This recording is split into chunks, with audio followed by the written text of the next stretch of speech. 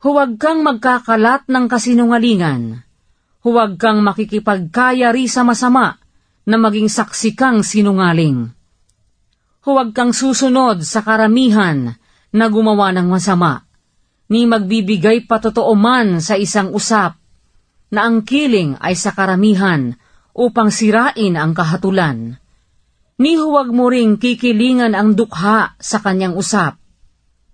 Kung iyong masumpungan ang baka ng iyong kaalit, o ang kanyang asno na nakawala, ay tunay na ibabalik mo sa kanya. Kung iyong makita ang asno ng napopuot sa iyo, na nakalugmok sa ilalim ng kanyang pasan, at ayaw mo mang alisan ang pasan, ay walang pagsalang iyong tutulungan pati ng may-ari niyaon. Huwag mong sisirain ang kahatulan ng iyong dukha sa kanyang usap. Layuan mo ang mga bagay na kasinungalingan, at ang walang sala at ang matwid ay huwag mong papatayin, sapagkat hindi ko patototohanan ang masama.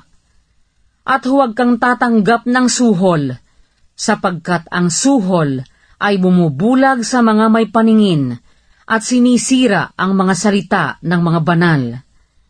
At ang taga-ibang lupa ay huwag mong pipighatiin, sapagkat talastas ninyo ang puso ng taga-ibang lupa.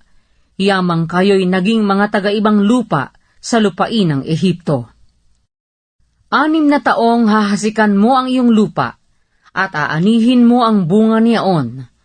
Datapwat sa 7 taon ay iyong iiwan at babayaan, upang kumain ang dukha sa iyong bayan, at ang kanilang iwan ay kakanin ng hayop sa bukid. Gayon din ang iyong gagawin sa iyong ubasan at sa iyong olibuhan. 6 na araw na iyong gagawin ang iyong gawain, at sa 7 araw ay magpapahinga ka, upang ang iyong baka at ang iyong asno ay makapagpahinga, at ang anak na lalaki ng iyong aliping babae, at ang taga-ibang lupa ay makapagpahinga.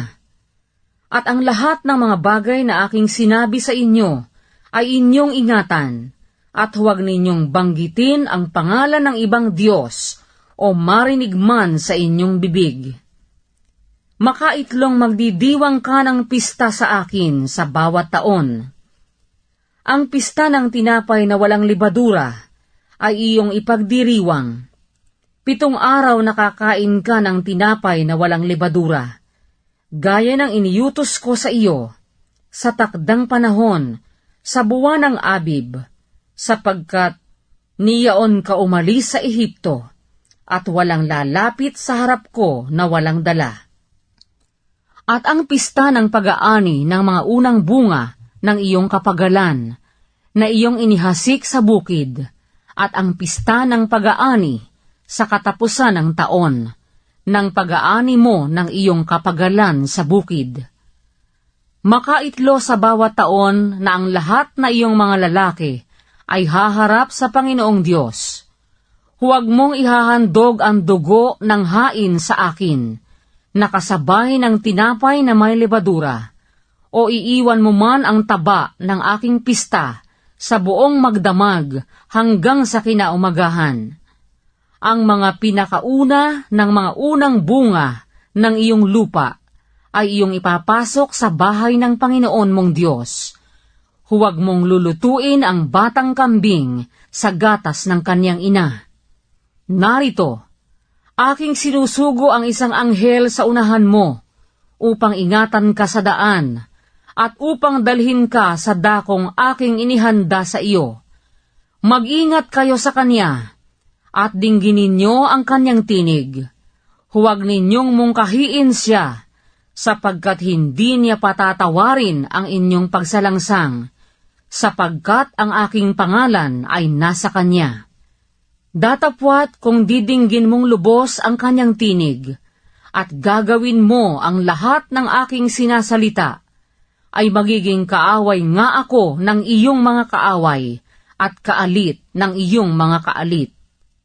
Sapagkat ang aking anghel ay magpapauna sa iyo, at dadalhin ka sa Amoreo, at sa Heteo, at sa Pereseo, at sa Kananeo, at sa Heveo, at sa Hebuseo, at aking lilipulin.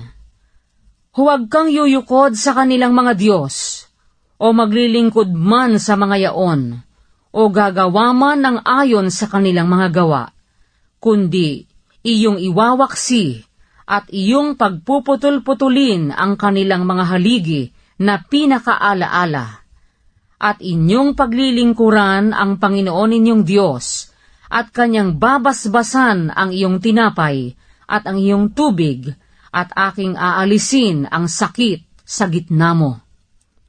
Walang babaeng makukunan o magiging baogman sa iyong lupain. Ang bilang ng iyong mga araw ay aking lulubusin. Aking susuguin ang sindak sa unahan mo, at aking liligaligin ang buong bayan na iyong paroroonan, at aking patatalikurin sa iyo ang lahat ng iyong mga kaaway, at aking susuguin ang mga putakti sa unahan mo na magpapalayas sa Heveo, sa Kananeo, at sa Heteo sa harap mo. Hindi ko palalayasin sila sa harap mo sa 1 taon. Baka ang lupa'y maging ilang, at ang mga ganid sa parang ay magsidami laban sa iyo. Unti-unting aking palalayasin sila sa harap mo, hanggang sa ikaw ay kumapal at manahin mo ang lupain. At aking itatatag ang iyong hangganan na mula sa dagat na mapula hanggang sa dagat ng Filistia, at mula sa ilang hanggang sa ilog ng Euphrates, sapagkat aking ibibigay ang mga nananahan sa lupain sa iyong kamay, at iyo silang palalayasin sa harap mo. Huwag kang makikipagtipan sa kanila, ni sa kanilang mga Diyos.